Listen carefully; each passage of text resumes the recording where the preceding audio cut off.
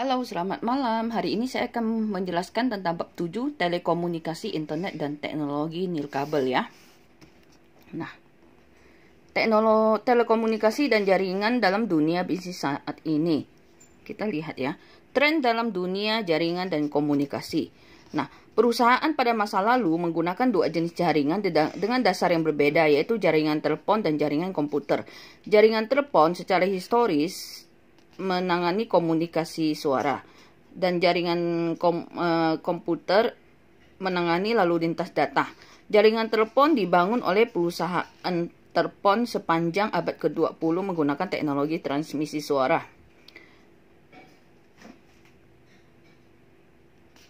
Dan perusahaan-perusahaan ini hampir selalu beroperasi sebagai monopoli yang diatur di seluruh dunia, ya. Nah, apakah yang dimaksud dengan jaringan komputer? Nah,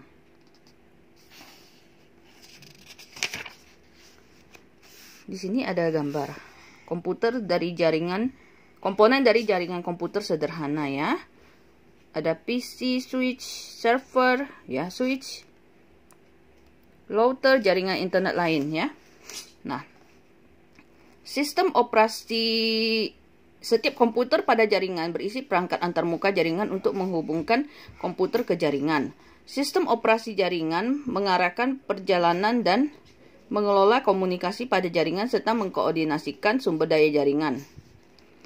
Sebagian besar jaringan juga memuat sebuah perangkat switch atau perangkat hub yang bertindak sebagai titik koneksi antar komputer ya. Nah, jaringan di perusahaan besar. Jaringan yang baru saja dijelaskan mungkin cocok untuk bisnis skala kecil. Namun bagaimana dengan perusahaan-perusahaan besar yang memiliki banyak lokasi berbeda dan ribuan karyawan? Seiring berkembangnya perusahaan dan mengumpulkan ratusan jaringan area lokal, jaringan tersebut dapat disatukan bersama-sama ke dalam keseluruhan infrastruktur jaringan perusahaan. Nah, teknologi utama dalam jaringan digital. Jaringan digital dan internet masa kini didasarkan pada 3 teknologi utama, yaitu komputasi klien atau server, penggunaan paket switching, dan pengembangan standar komunikasi yang digunakan secara luas. Yang terpenting yaitu Transmission Control Protocol atau Internet Protocol atau TCP atau IP untuk menghubungkan jaringan dan komputer yang berbeda. Komputasi klien atau server. Komputasi klien atau server ya merupakan moda komputasi terdistribusi di mana beberapa dari daya pemrosesan terletak di dalam komputer klien yang kecil dan murah. Nah, paket switching. Paket switching adalah metode pemotongan pesan digital ke dalam bagian yang disebut paket dan mengirimkan paket-paket tersebut sepanjang jalur komunikasi yang berbeda saat mereka telah tersedia. Kemudian menyusun kembali paket-paket begitu mereka tiba di tempat tujuan ya. TCP atau IP dan konektivitas. Dalam jaringan telekomunikasi pada umumnya, komponen perangkat keras dan perangkat lunak yang beragam harus bekerja sama untuk mengirimkan informasi. Komponen-komponen yang berbeda dalam jaringan berkomunikasi satu sama lain hanya dengan mematuhi seperangkat aturan yang disebut protokol. Protokol adalah seperangkat aturan dan prosedur yang mengatur transmisi informasi antara dua titik dalam jaringan. Kemudian, jaringan komunikasi. Sinyal, yaitu digital versus analog. Ada 2 cara untuk mengkomunikasikan pesan dalam jaringan, baik menggunakan sinyal analog atau sinyal digital. Sinyal analog diwakili oleh gelombang kontinu yang melewati media komunikasi dan telah digunakan untuk komunikasi suara ya. Nah, sebuah sinyal digital merupakan gelombang diskrit ketimbang gelombang kontinu dan berbentuk biner. Nah, jenis-jenis jaringan. Terdapat beragam jenis jaringan dan cara mengklasifikasikannya. Salah satu cara melihat jaringan berdasarkan cakupan atau geografisnya ini ada di gambar 75 ya, fungsi modem. Oke. Kemudian jaringan area lokal. Jika Anda bekerja dalam bisnis yang menggunakan jaringan, Anda mungkin terhubung ke karyawan lain maupun kelompok melalui jaringan area lokal. Sebuah jaringan area lokal dirancang untuk menghubungkan komputer pribadi dan perangkat digital lainnya dalam radius setengah mil atau 500 meter ya. Nah, jenis jaringan bisa kalian baca ya. Kemudian Jaringan area luas dan metropolitan. Jaringan area luas menjangkau luas geografis, yaitu seluruh kawasan negara, benua, atau seluruh dunia. Media transmisi dan kecepatan transmisi. Jaringan menggunakan berbagai media transmisi fisik, termasuk kawat pasangan berpilin, kabel koaksial, serat optik, dan media untuk transmisi nirkabel. Nah, bandwidth atau kecepatan transmisi ya. Nah, bandwidth adalah perbedaan antara frekuensi tertinggi dan terendah yang dapat ditampung dalam satu saluran. Kemudian internet global ya. Kita lihat internet global. Apa itu internet? Nah, internet juga merupakan implementasi terbesar dari komputasi klien atau server dan internet working di dunia yang menghubungkan jutaan jaringan individu di seluruh dunia. Alamat dan arsitektur internet. Internet didasarkan pada rangkaian protokol jaringan TCP atau IP yang telah dijelaskan sebelumnya ya.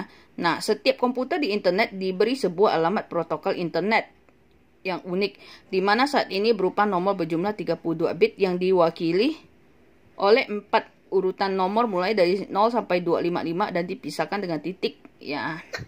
Kemudian sistem penamaan domain.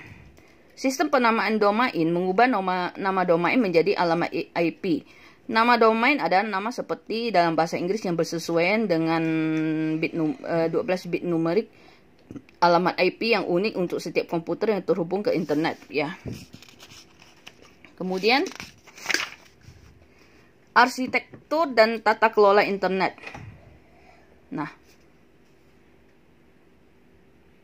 setiap organisasi membayarkan jaringan dan layanan koneksi internet lokal mereka sendiri.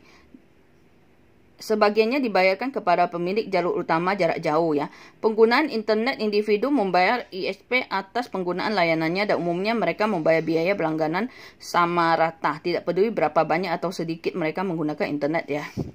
Nah, internet masa depan, IPv6 dan internet.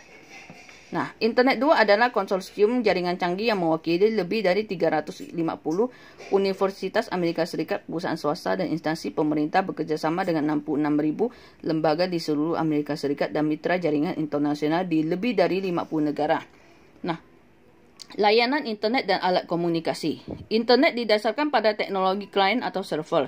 Individu yang menggunakan internet mengelola apapun yang mereka lakukan melalui aplikasi klien pada komputer mereka, seperti perangkat lunak browser web ya. Layanan internet.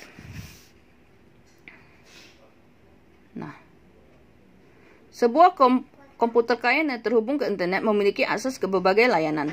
Layanan tersebut meliputi surat obrolan dan pesan instan, kelompok diskusi elektronik ya. Surat elektronik atau suler memungkinkan pesan ditukar dari komputer ke komputer dengan kemampuan untuk mengirimkan pesan ke beberapa penerima, meneruskan pesan dan melampirkan dokumen teks atau berkas multimedia ya. Voice over IP.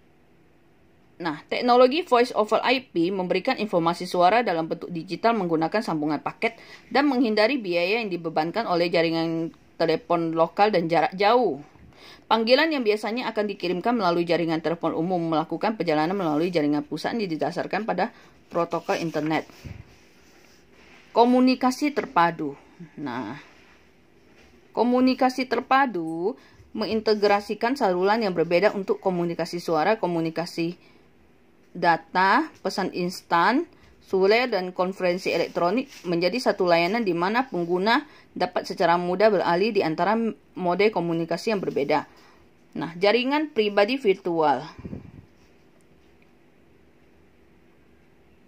Nah, pada masa lalu, satu jawaban untuk masalah ini adalah bekerja sama dengan perusahaan jaringan swasta besar yang menawarkan keamanan privasi dan jaringan khusus untuk pelanggan. Namun hal ini merupakan solusi yang mahal.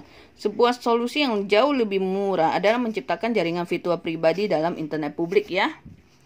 Nah, sebuah jaringan pribadi virtual merupakan jaringan pribadi yang aman dan terenskripsi yang sudah dikonfigurasi dalam jaringan publik untuk mengambil manfaat dari skala ekonomi dan fasilitas manajemen jaringan yang besar ya. Web. Nah,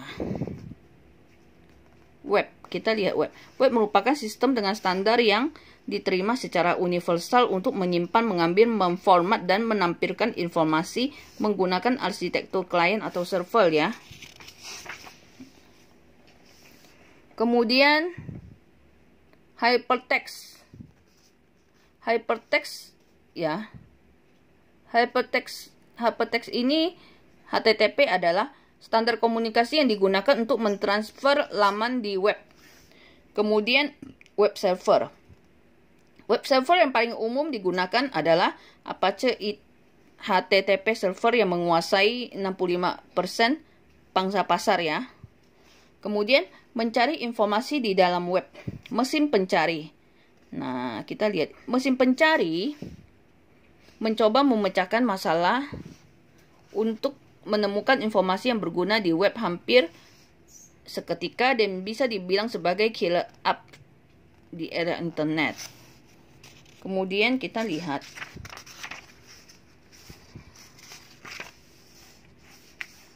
web 2.0. Web 2.0 memiliki 4 fitur khas, yaitu interaktif, kontrol pengguna secara real time, partisipasi sosial, dan konten yang dibuat oleh pengguna ya. Web 3.2, web masa depan. Nah, kita lihat ya. Nah, kalau web 3.0 ya adalah janji untuk masa depan web di mana semua informasi digital, semua kontrak dapat terjalin bersama menjadi satu pengalaman yang berarti ya. Kita lihat lagi revolusi nirkabel. Nah,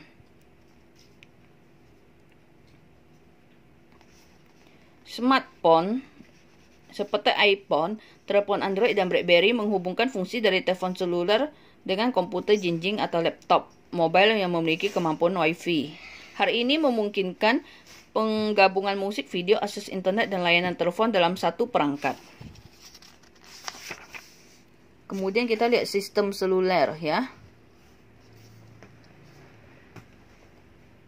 Sistem seluler generasi awal dirancang terutama untuk transmisi suara dan data yang terbatas dalam bentuk pesan singkat ya. Saat ini nirkabel menawarkan jaringan 3G dan 4G. Kemudian jaringan komputer nirkabel dan akses internet. Bluetooth merupakan nama populer untuk standar jaringan nirkabel 802,15 yang sangat berguna untuk membuat jaringan area personal berukuran kecil ya. Kemudian kita lihat Wi-Fi dan akses internet nirkabel. Nah, pada sebagian besar komunikasi Wi-Fi, perangkat nirkabel berkomunikasi dengan jaringan kabelan menggunakan access point. Sebuah access point adalah sebuah kotak yang berisi sebuah penerima radio atau transmitter dan antena yang terhubung ke jaringan kabel router atau hub. Mobile access point seperti Verizon Mobile Hotspot menggunakan jaringan seluler yang telah ada untuk membuat jaringan Wi-Fi ya. Lalu WiMAX. WiMAX merupakan kepanjangan dari Worldwide Interoperability for Microwave, merupakan istilah populer untuk standar IEEE 802,16. WiMAX memiliki jangkauan akses nirkabel mencapai 31 mil ya. RFID dan jaringan sensor nirkabel. Radio Frequency Identification ya.